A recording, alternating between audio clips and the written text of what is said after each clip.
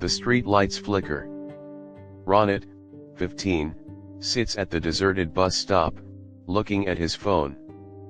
An old woman, 70s, disheveled, sobs on the bench beside him.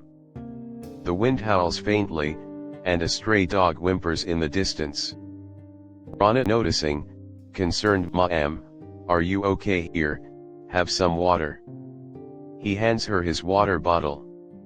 The woman stops crying, slowly turns to Ronit with a terrifying stare.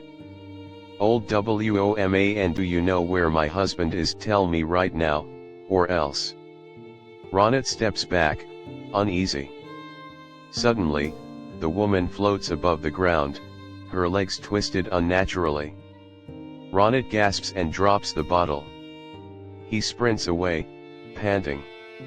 The street light flickers violently, casting eerie shadows. Fade to black.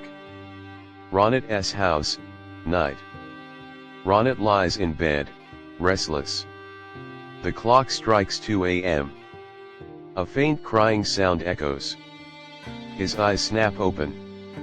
He slowly sits up and freezes. The old woman is sitting on his bed, clutching his water bottle now filled with blood. A cold gust of wind sweeps through the room, making the curtains billow. The shadows on the wall twist unnaturally. Old woman whispering, then screaming, "Ronit!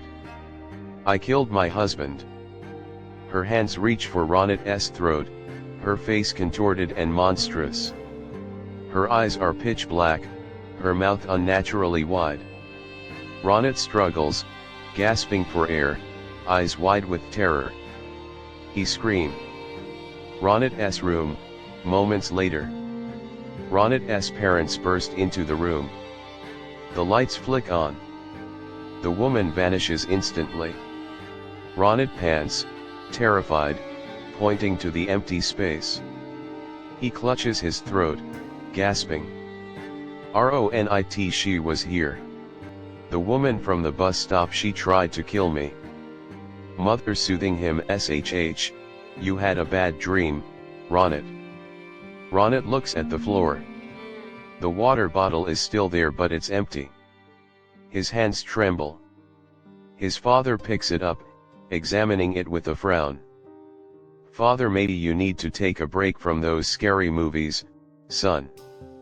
Ronit shakes his head, still terrified. He hugs himself, trying to calm down. Fade to black. School, next day. Ronit sits in class, visibly disturbed. His friend, Arjun, nudges him. "Arjun, dude, you okay? You look like you've seen a ghost." Ronit whispers, shaken, "I think I did." The teacher calls on Ronit, snapping him out of his thoughts. He straightens up, trying to push the experience from his mind. Fade to black. Street, days later. Ronit walks past the bus stop but never stops again. The wind howls as if whispering his name. He looks back once, shuddering. A faint shadow flickers in the bus stop's reflection. Ronit quickens his pace, disappearing into the distance.